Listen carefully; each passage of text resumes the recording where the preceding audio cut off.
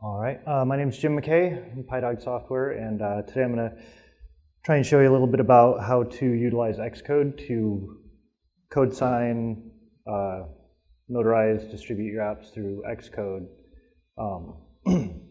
Took me a little while to figure out how to do it myself, but I figured it's a lot simpler than other techniques and could save a lot of time.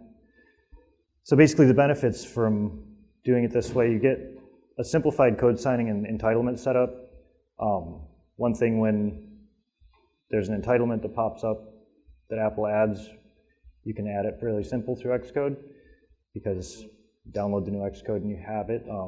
There are new notarization requirements that are still a little hazy to me as far as where that's required and not. Very simple to implement. And you can export for distribution through your website, all code signed and notarized, or you can upload to the App Store. You can sign it to distribute to your team, things like that. And in the organizer in Xcode, you get your crash logs from users. When something crashes and it says send to Apple, you actually end up getting it in the end. So it's very, very handy. And anytime Apple changes something, comes up with a new requirement, you've got, even if you're not using this as your main way of doing things, you have this as a backup so that you just open up Xcode, and even if you don't have it set up, fairly quickly can get it set up and catch up with what Apple's doing on that particular day. So first you need Xojo, obviously, Xcode, and you'll want to go through the same steps that on Xojo's website. They have the explanation of how to set up your signing certificates and your Apple developer account and all that. It's the same process just to get those set up for your initial deal. You got to make sure you've got your bundle IDs set up with Apple for your whatever programs you're going to be working with. You want to set auto increment for your builds on Xojo, because there's a script in here that will take the bundle version from your Xojo app and set it into a format that Apple will accept, because they want a maximum three number bundle version. And when you submit to the App Store, each build has to have a unique number, and they have to be incremental. So simplest way is just go with auto increment, and just don't worry about how high that number gets as long as it keeps getting bigger. They'll be happy. One thing when you're working with Xcode, I found out the hard way, is the smart quotes that Apple likes to put, where they put one upside down, breaks everything. So be sure that's turned off, or you'll waste a lot of time. Okay, so our initial setup here, we'll get started. First thing we'll do is create an Xcode project. We're going to start with a plain Cocoa app and put in your information, and then we're going to be saving it to the desktop. So we'll go ahead and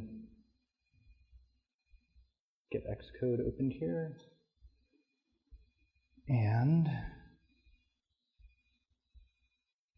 course I'm in the wrong window.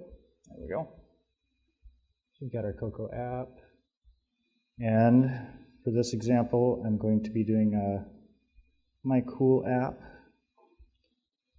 And we don't need any of the, I kind of breezed by it there, but there's a bunch of checkboxes for whether you want it view-based and if you want unit tests and all that. And we're not going to be using any of that from Xcode, so you can leave all that unchecked. If it is checked, it's not a big deal. It's just more things to move out of the way. Yeah.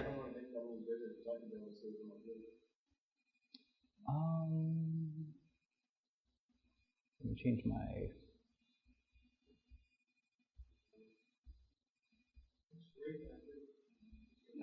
Yeah. Let's see. Where is it?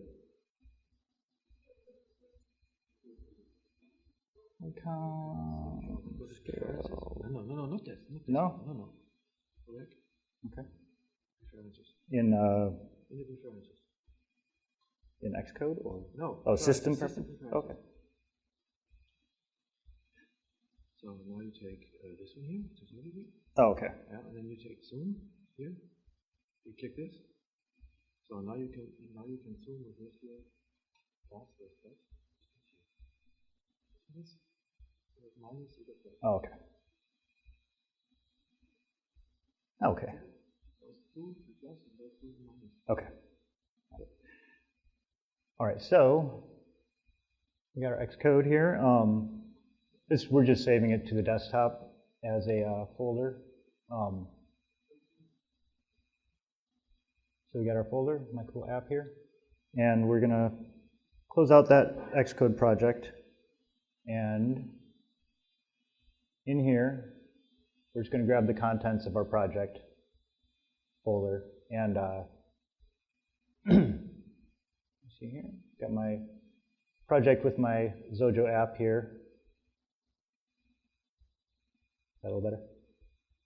So we're just going to bring the contents of the new Xcode project folder and drop it in with our Xojo app. One thing you want to make sure, you need to use the same name for your Xcode project as your Xojo app so that identifiers line up and everything works the way we expect.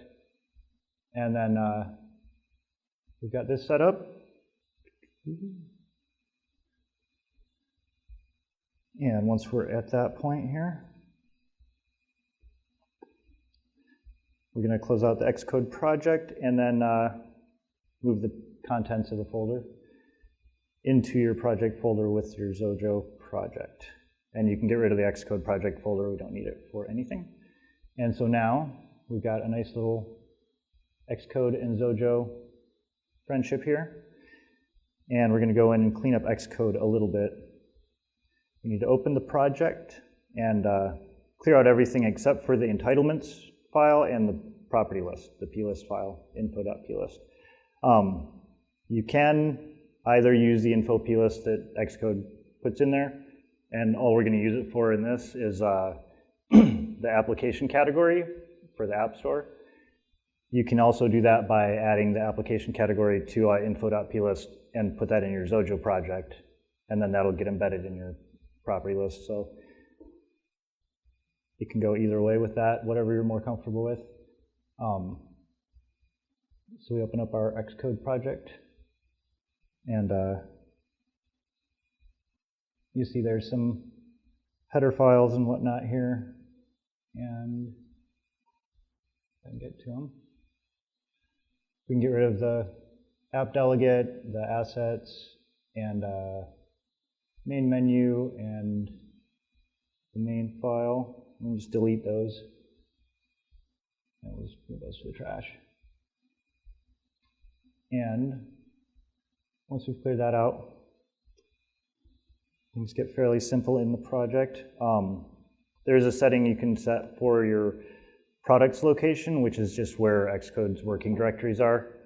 And you don't need to set that, but if you want to be able to see what is being generated and how things are moving around, and if something's not working and you want to check to see if it's even getting code signed, or see if the whole bundle's getting copied in, then that's a handy way to do that. It's just under the project settings under the file menu. And I'll give you a quick look at that, because if you're not used to Xcode, it's, well, maybe not, because I can't see my menu there. But under project settings, these are just general settings for the project for your build system and whatnot. And in here you can set your build location. We don't really need it because we're not going to be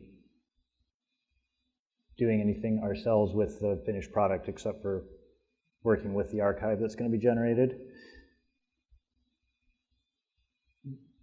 So back to here, and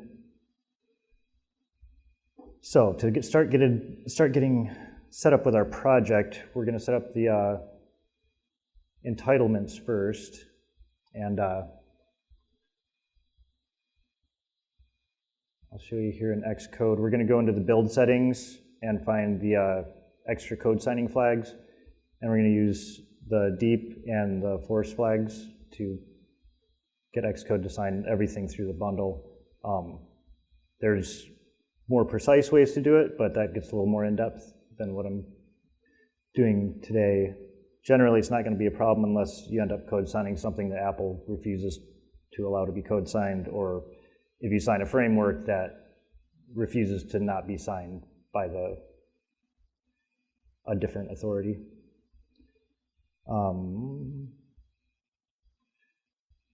So to get to our code signing flags, we select our main project in the navigator up here.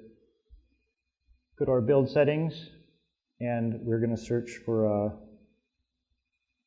I just searched for signing. And we want to make sure that we're searching all, because otherwise it just shows things that have been customized, and we haven't customized this yet. So other code signing flags, got deep, and that'll take care of that. And next we can set up some sandboxing and entitlements, enable a hardened runtime if you require that. And that's also very simple, because we've got our project here. Go to our capabilities, and we can enable whatever entitlements we need for our sandbox. And for some reason, Xcode, you have to enable that twice. I don't know why. But it's got all the different entitlements you can set up here, just like a regular, kind of like the iOS stuff in Xojo. Should be fairly familiar if you've looked at that. And once we set up whatever sandboxing and hardened runtime settings we want, we're going to go back to make sure that we've got our team set up for signing or ourselves, and then we're going to get started on the build setup. So I'll just, wrong button. Take a quick look and make sure under General, got myself selected, and I can select the application category here. And that's the reason that I go with the info plist in the Xcode project, is because I get to pick from a list. So it's kind of nice.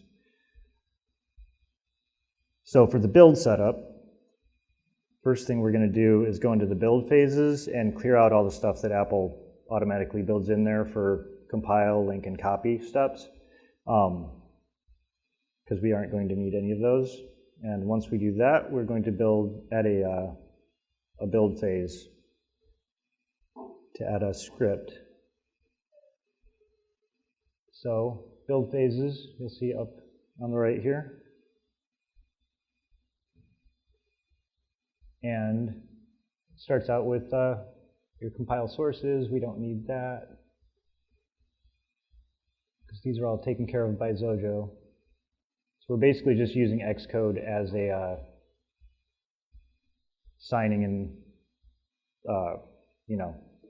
packaging utility, rather than the whole compiler and linker and all that. So to add a script phase to this, you can go to the menu to add build phase. You can add a script up here. But I've noticed half the time this menu doesn't work in Xcode, so you can also use the little plus here. And we're going to add a script phase.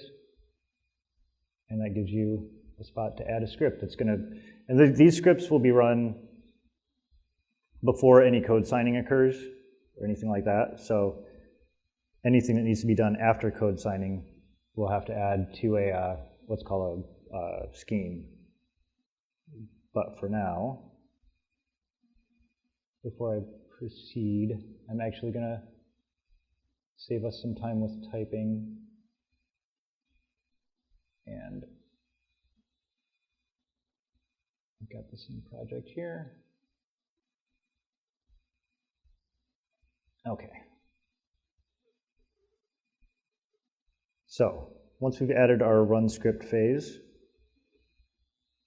this script here, it's not super complicated.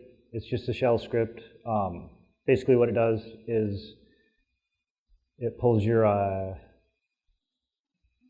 your property list, get your application category, so it can save that after the copy, because we're using ditto to copy what Xojo built to be where Xcode expects it to be, is essentially what's happening.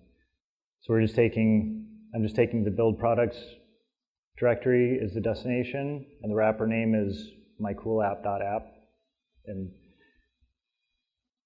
doing a ditto to remove any resources and strip out any 32-bit code with the architecture x86-64. And Xojo build location is going to be a variable that's set by the Xojo IDE in our build script that we'll be putting in there in a moment. So once we've added that script to Xcode, and you'll see I've already added that in. I just wanted to save a lot of typing. So there's also a checkbox here that you'll see show environment variables in build log, and you can check that to inspect all the variables that Xcode is setting when it runs. So you can access any of those if you need specific information in a script. Next is a script, similar concept, but this one is to update the info plist for the bundle version to be compliant with Apple's numbering system. And it basically just looks at your bundle, loads the plist, CF bundle version, and it uses a regex to break it out into the 5 sections and just realigns it so your bundle version would be like 1.0.23, and then the short version would be like 1.0.2, or whatever your current customer-facing release number is. And then it just writes it back into the bundle, and I've got a couple echo statements in here to give me feedback in the log so I can see what's going on during the process. And you see this is the script here that I've added in you can name these scripts anything you like. It's just handy to keep them named properly so you know what you've got when you're looking at it. And so now that we've got our Xcode project set up, we can go back to Xojo, and we're going to automate the build process by adding a fairly simple script for the build phase on Xojo. And basically what this script does is just going to export the Xojo build location variable that Xcode needs. And that's your current build location and the build app name .app.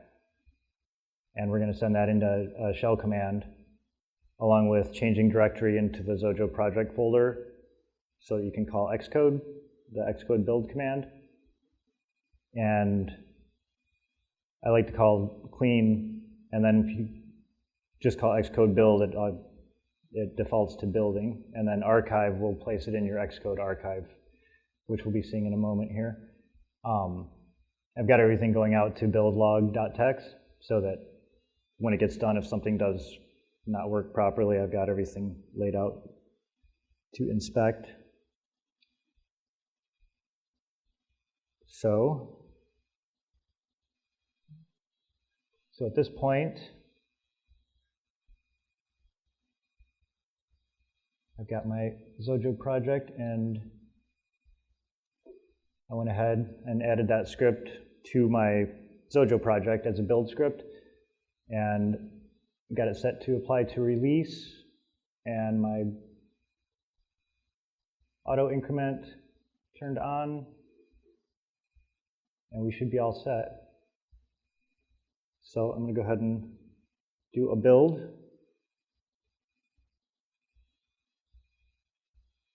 Builds it up, and you'll see my build log come up there. And then it'll still show you the build that Xojo did. I just leave it there, but Xcode is using a copy of that. And we go into Xcode.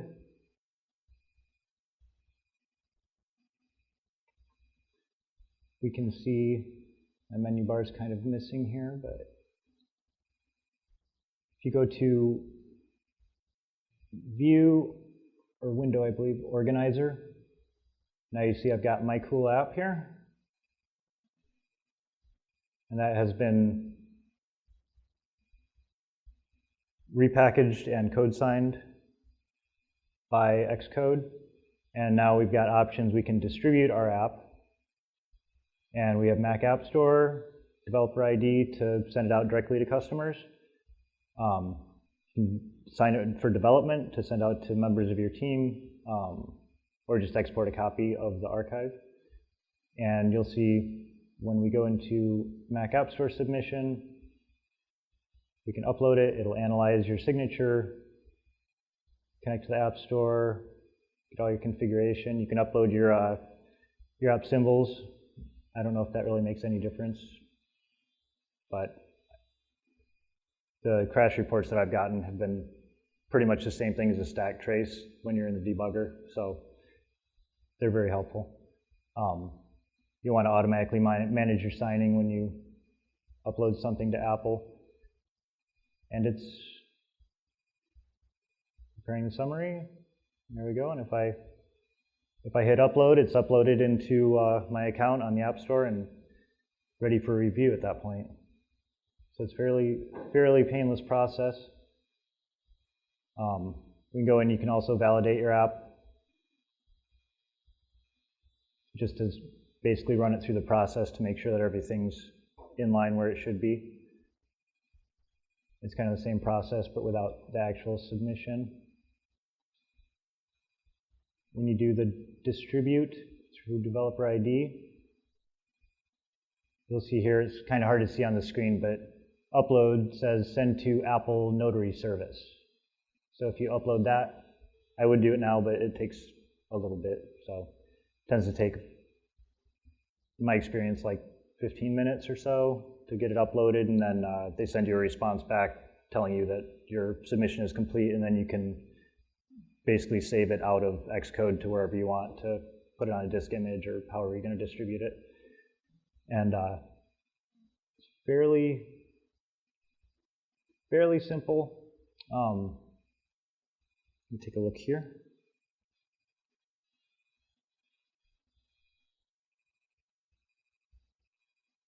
Okay, we did a build.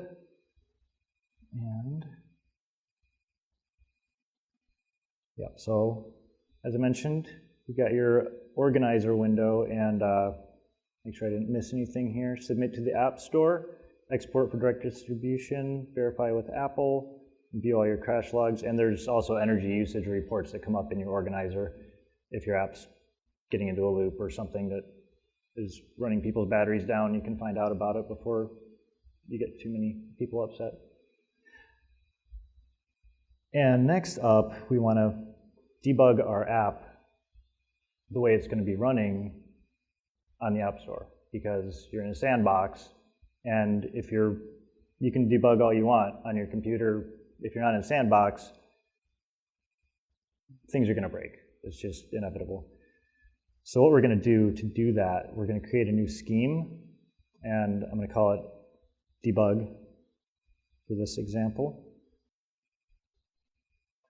And you see up here, let me zoom in a little. This is actually the scheme, my cool app. And but I had a scheme on that. Anyways.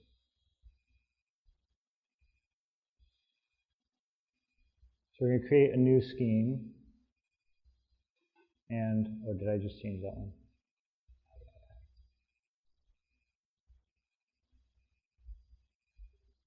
Okay. New scheme.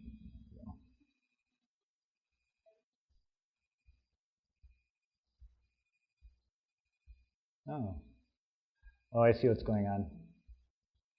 I lost my screen space there. Okay. So I have a debug scheme up in there. I'm just going to leave those other ones to sit because they're harmless.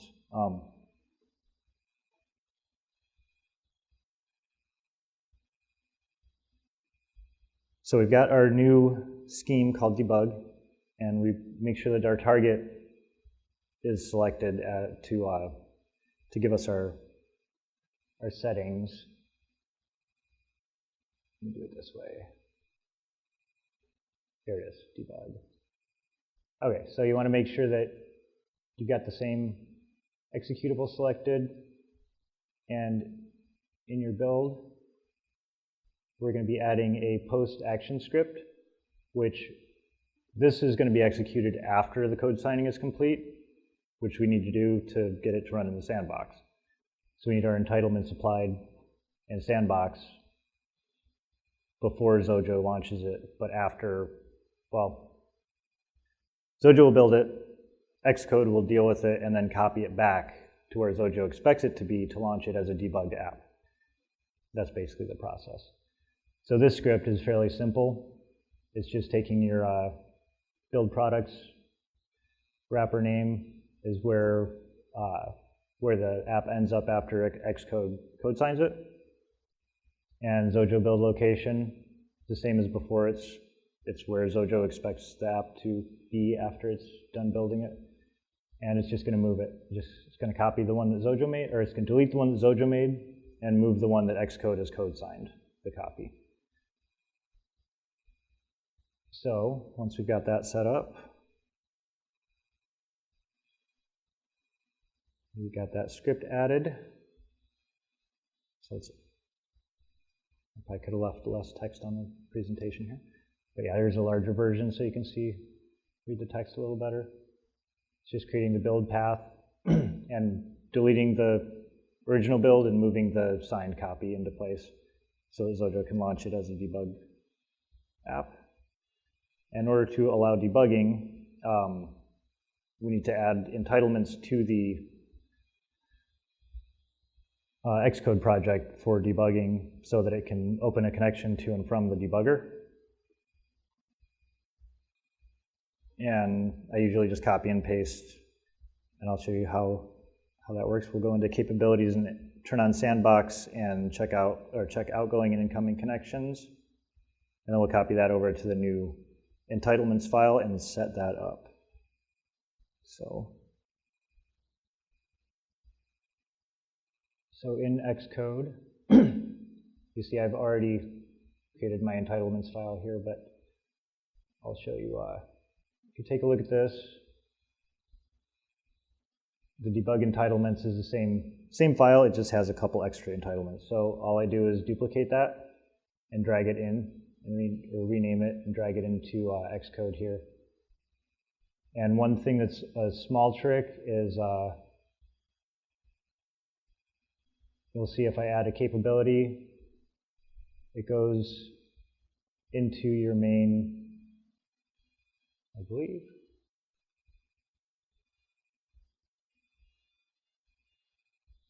Oh, it seems to have lost my,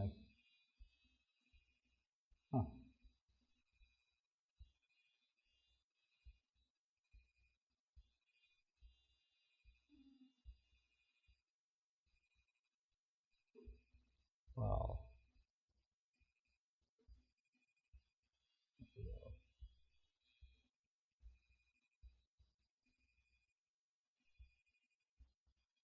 okay, yeah, so sorry about that.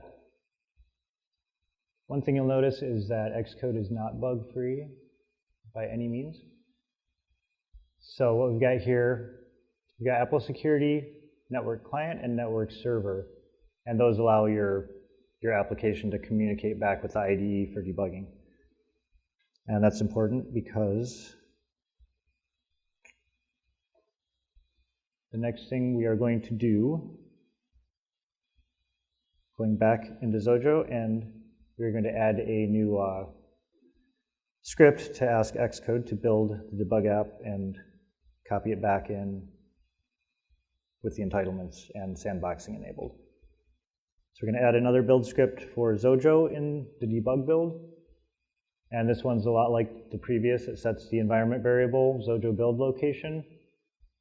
And that's going to be just where Xojo has built the app, whatever name it gave it, well, the project name. But we'll call the shell command cd back into the project path. and then ask Xcode to build it with the new debug scheme specified.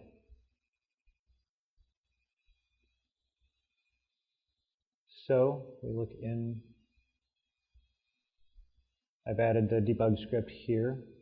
So, and if you haven't used build scripts, it's fairly simple. You right click on Mac OS, add build step, script, and it adds a new script.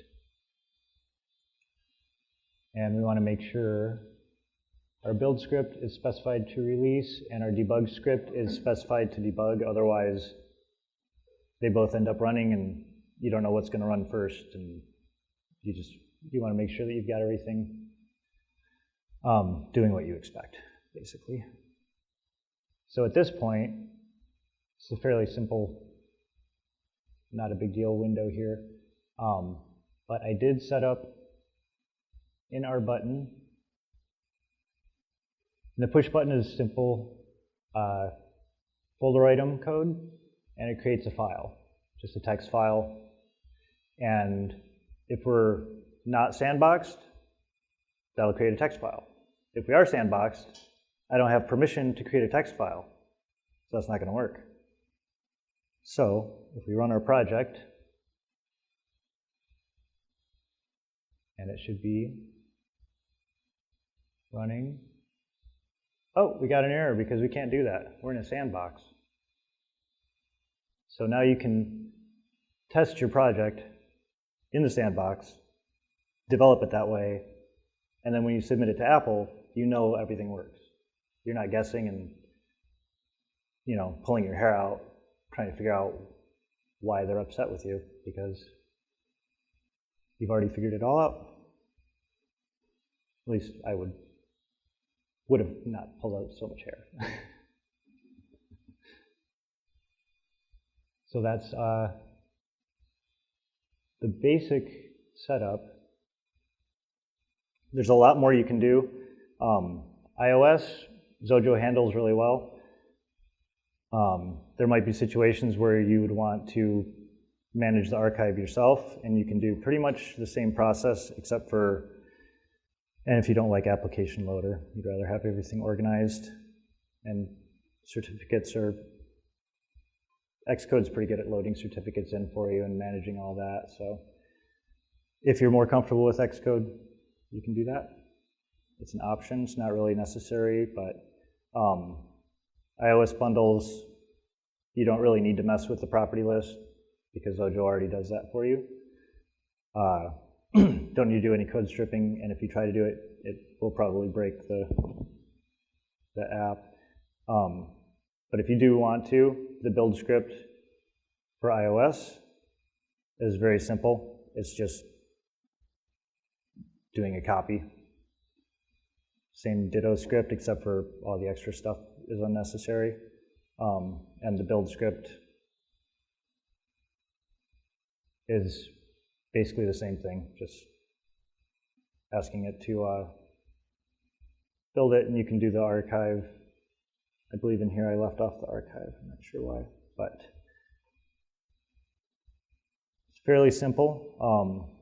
I did put together some Xcode project templates to make the process a little simpler and give you like a solid starting point. I can show you how those would work.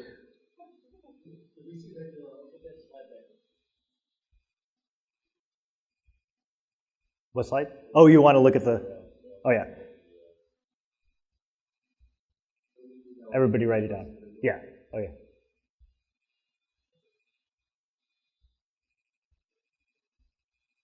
Why?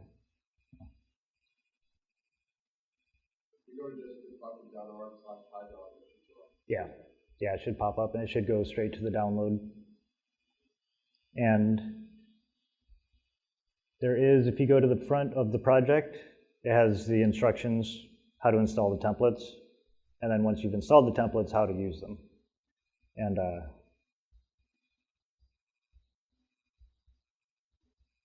everybody get it written? Yeah. My question, you say, if I was paying attention, you still say the sample project is binary. Yeah.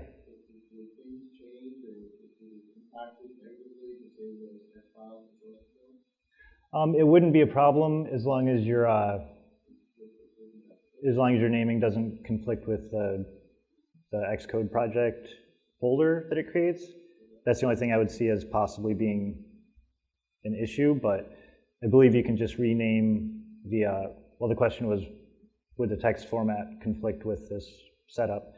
But yeah, if that folder that Xcode generates, if you have another folder of that same name in your project, then you would want to rename that folder and drag it back into the Xcode project so that you don't have that conflict. You don't end up with...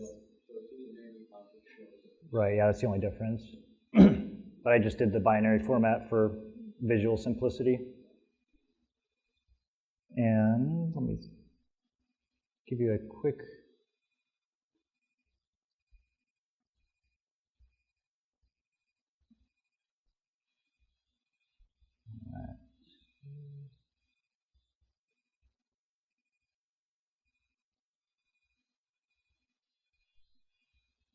So these templates, in order to install the templates, it's fairly simple. You just go to your user folder /library/developer/Xcode.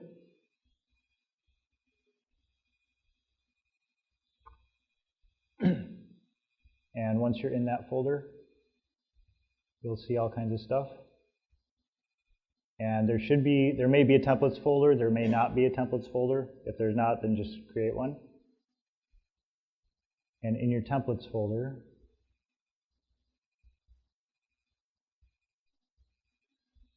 the download from the Bitbucket is the project templates. Place that in the templates folder, and that has subfolders, iOS and macOS. And basically a template info. You got Xojo app template, and there's a Xojo iOS app template.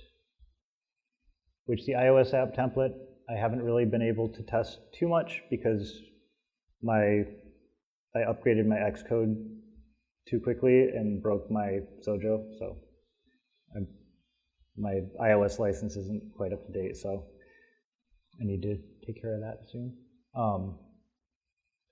So now when we go into Xcode, now that those templates are installed, I'll go up to the top here.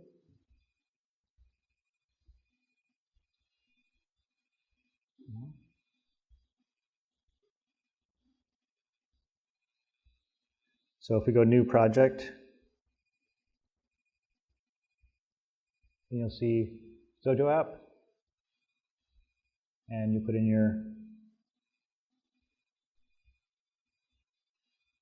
your project name, and I'm just going to overwrite my other one that I just created.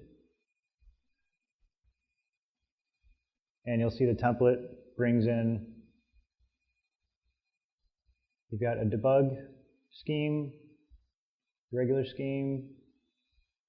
It's all configured with the build phases built in.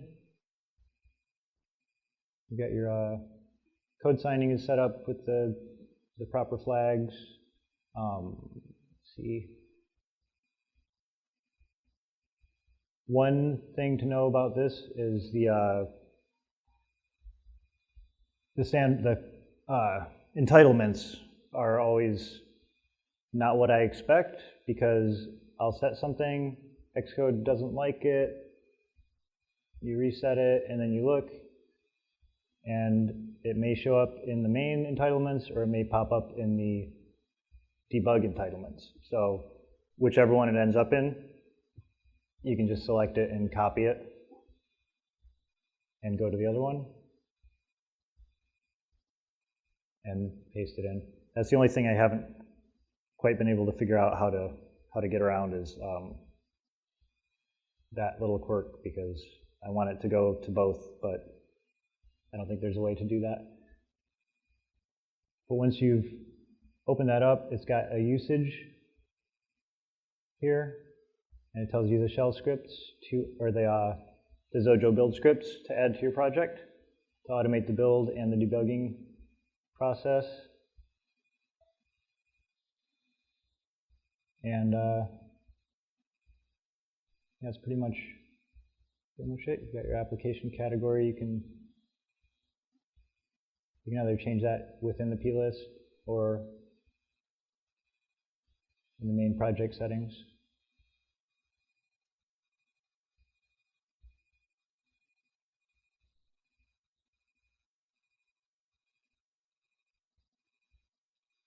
There we go. I think that's. Is there anything else? Yeah, so I believe that is the. That's what I've got today. Does anybody have questions?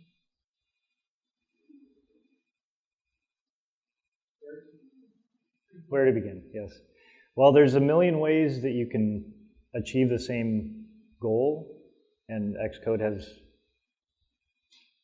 so many different ways that you can approach it, and this was what I came up with as basically the simplest, most universal starting point that should work for most people. And then, you can add scripts, you can add build steps and different schemes, and depending on what your outcome. So, if after that, this after would be able to do most of this. I believe it can do, as far as I've read, I think, doesn't he have notarizing? I think he's got notarizing set up in there. Yeah. Or he was talking about it. I don't know if he had that out or not. So but why would you do this as opposed to just using that? Well, personally, like, when Apple changes things, yeah, like, it's basically I want to have Xcode is, if Apple changes something, Xcode is going to happen by the time they changed it. You know what I mean? So it kind of puts you ahead of the game instead of behind the game. And any tool I've used, I've always wrestled, especially trying to do like command line scripts that are basically calling Codesign and trying to create the installer package for application loader and all that. This way it's all right there in an archive. Export one copy for your users, another copy for the App Store.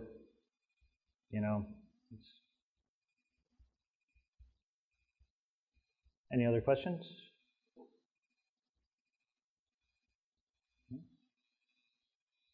All right, should we go get a drink of water? Thank you.